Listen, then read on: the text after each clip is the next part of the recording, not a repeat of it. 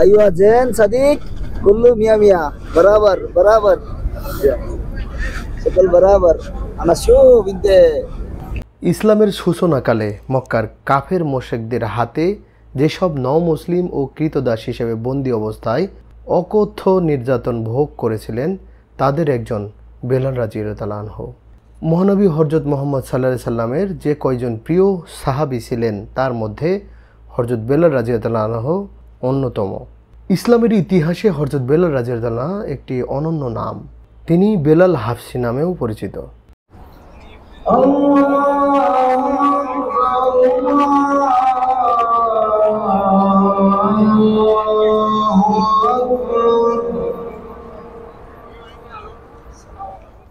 ইসলাম ধর্ম গ্রহণ করে চরম অত্যাচার ও নির্যাতনের শিকার হয়েছিলেন বেলাল রাদিয়াল্লাহু আনহু। এমন কোনো বর্বর নির্যাতন ছিল না যা তার মনিব উমাইয়া ইবনে খালাফ তাকে দেননি। শত নির্যাতনেও তাকে ইসলাম থেকে বিন্দুমাত্র টলাতে পারেননি। মহানবী হযরত মুহাম্মদ সাল্লাল্লাহু আলাইহি সাল্লামের নির্দেশে বিপুল অর্থের বিনিময়ে হযরত বেলাল রাদিয়াল্লাহু আনহুকে চরম নির্যাতনের হাত থেকে মুক্ত করেছেন হযরত আবু বকর রাদিয়াল্লাহু আনহু। হযরত বেলাল রাদিয়াল্লাহু আনহু মক্কা থেকে মুক্ত হয়ে রাসূল সাল্লাল্লাহু আলাইহি সাল্লামের কাছে মদিনায় হিজরত করেন। হিজরতের পর মসজিদে নববী নির্মাণ হলে বিশ্বনবী সাল্লাল্লাহু আলাইহি সাল্লাম বেলাল রাদিয়াল্লাহু আনহুকে মসজিদে নববীর মুয়াজ্জিন হিসেবে নিয়োগ দেন। তিনি ছিলেন ইসলামের প্রথম মুয়াজ্জিন।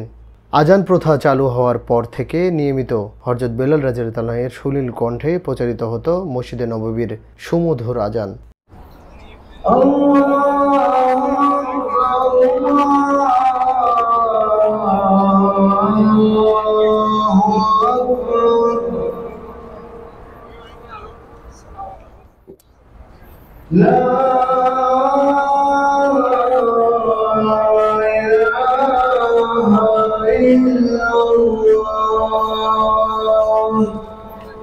মুসলিম উম্মার শিরোমণি ও বিশ্বজাহানের মুক্তির দূত হযরত মুহাম্মদ সাল্লাল্লাহু আলাইহি সাল্লামের প্রিয় সাহাবী হযরত বেলাল রাদিয়াল্লাহু আনহু এর নামে পবিত্র ভূমি মদিনায় একটি মসজিদ বানানো হয়েছে, যা মসজিদে বেলাল রাদিয়াল্লাহু আনহু নামে পরিচিত। বেলাল মসজিদ সৌদি আরবের মদিনায় অবস্থিত ঐতিহাসিক ও ধর্মীয়ভাবে গুরুত্বপূর্ণ একটি মসজিদ। মসজিদে নববী থেকে মাত্র 5 মিনিটে জান্নাতুল বাকির সীমানা দিয়ে পা হেঁটে বেলাল মসজিদে সহজেই যাওয়া যায়।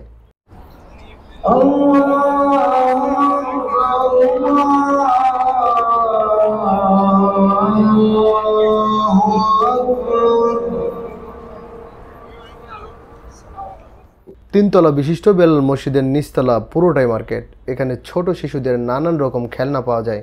রয়েছে বোরকা, বাহারি ডিজাইনের চুড়ি, নেকলেস, আংটি, চেইন, ব্রেসলেট সহ সব ধরনের স্বর্ণালঙ্কার। এছাড়াও জায়নামাজ, তসবিহ সহ অন্য সব পণ্য পাওয়া যায় বেলাল মসজিদের মার্কেটে। পুরো মার্কেটে প্রায় সারা বছর ক্রেতা থাকে, তবে হজ মৌসুমে বেশি ভিড় থাকে। ভেতরের মার্কেট ছাড়াও বেলাল মসজিদের বাহিরে প্রাঙ্গণে রয়েছে খোলা বাজার।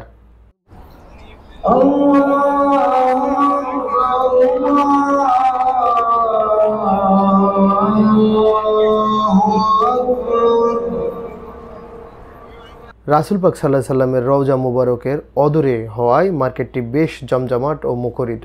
2 তলায় ও 3 তলায় রয়েছে নামাজ আদায়ের ব্যবস্থা। 2 তলায় ভেতর দিয়েই সিঁড়ি বয়ে 3 তলায় যাওয়া যায়, আবার বাইরের সিঁড়ি বেয়েও যাওয়া যায়।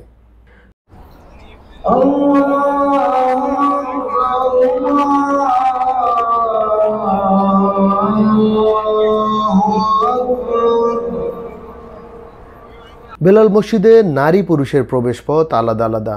নারীদের নামাজের স্থানে পুরুষের যাওয়া নিষেধ। দূর দূরান্ত থেকে উমরা করতে আসা দর্শনার্থীরা বেলাল মসজিদ দেখতে আসেন।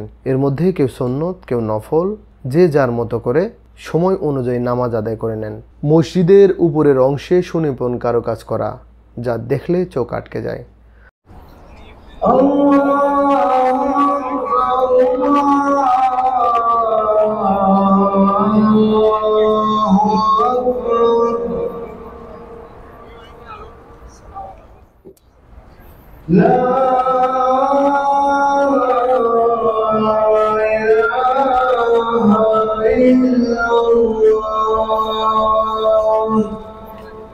রয়েছে অনেক বড় বড় ঝাড়বাতি, বাহারি রঙের কার্পেট বিছানো রয়েছে মসজিদের মেঝেতে।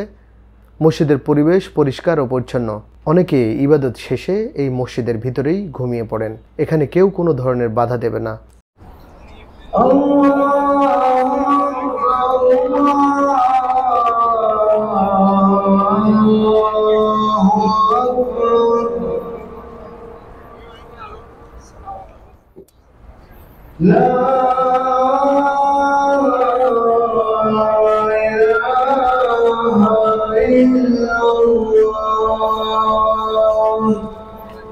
নামাজের স্থানের চারপাশে খাসকাটা তাক আছে, তাকে পবিত্র কোরআন শরীফ রাখা হয়েছে। যে কেউ ইচ্ছে করলে কোরআন পাঠ করতে পারেন। পবিত্র ভূমি মদিনার যারা হজ বা উমরা করতে আসেন তারা সবাই ইসলামের প্রথম মুয়াজ্জিন, বলিষ্ঠ ও সুলীল কণ্ঠের অধিকারী হযরত বেলালের স্মৃতি বিজড়িত এই মসজিদ দেখতে আসেন।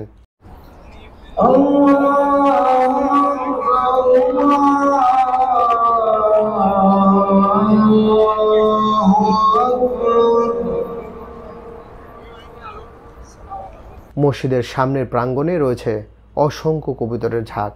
অনেকেই এখানে খাবার ছিটাচ্ছেন, আবার কেউ বসে বসে দেখছেন সেই দৃশ্য।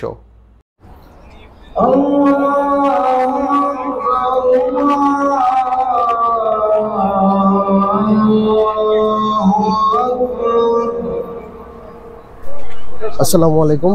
আমরা এখন অবস্থান করছি বেলাল মসজিদ, হযরত বেলাল রাদিয়াল্লাহু আনহুর মসজিদ। এটা সংক্ষেপে বেলাল মসজিদ বলে থাকে। এই মসজিদ সম্পর্কে বা এর গুরুত্ব সম্পর্কে বলার কিছুই নেই। আপনারা সবাই জানেন বেলাল রাদিয়াল্লাহু আনহু ছিলেন নবী করিম সাল্লাল্লাহু আলাইহি সাল্লামের খুব কাছের এবং পাওয়ারফুল একজন সাহাবী ছিলেন। ইসলামের জন্য অনেক ত্যাগ তিতিক্ষা রয়েছে এই বেলাল রাদিয়াল্লাহু আনহুর। এই মসজিদটা এই বেলাল রাদিয়াল্লাহু আনহুরই স্মৃতি বহন করে। বেলাল মসজিদের গুরুত্ব এবং ইসলাম প্রসারে বেলাল রাদিয়াল্লাহু আনহুর যে ভূমিকাটি রয়েছিলেন। আসসালামু আলাইকুম ওয়া রাহমাতুল্লাহি তাআলা ওয়া বারাকাতুহু। আপনারা সবাই জানেন বেলাল রাদিয়াল্লাহু তাআলা আনহু সুদূর আফ্রিকার মানুষ। উনি আফ্রিকা থেকে মহানবী হযরত মুহাম্মদ সাল্লাল্লাহু আলাইহি সাল্লামের উম্মত হিসেবে উনি সর্বপ্রথম ঈমানের টানে এই মক্কায় এসেছিলেন। তারপর নবীজির সাথে হিজরত করার পর বহু যুদ্ধে বহু নবীজির শোকে দুঃখে ইনি সবকিছু শেয়ার করছিলেন তার। এবং এই বেলাল হাবশী রাদিয়াল্লাহু তাআলা আনহুকে উমাইয়া সে গোলাম হিসেবে রেখেছিল, তার জিহ্বার মধ্যে ছিদ্র করে দিয়েছিল, তবু তিনি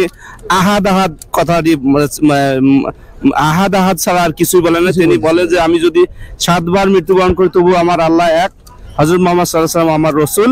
ইনি এই আইনেই ছিলেন এবং তিনি মুসলমানদের পক্ষে সবার আগেই প্রথম তিনি আজান দিয়েছিলেন এবং তিনি পরবর্তীতে মুয়াজ্জিন হিসেবে নিজেকে শেষ বেলা পর্যন্ত এই মদিনাতুল মুনাওয়ারায় উনি জীবন কাটিয়েছিলেন।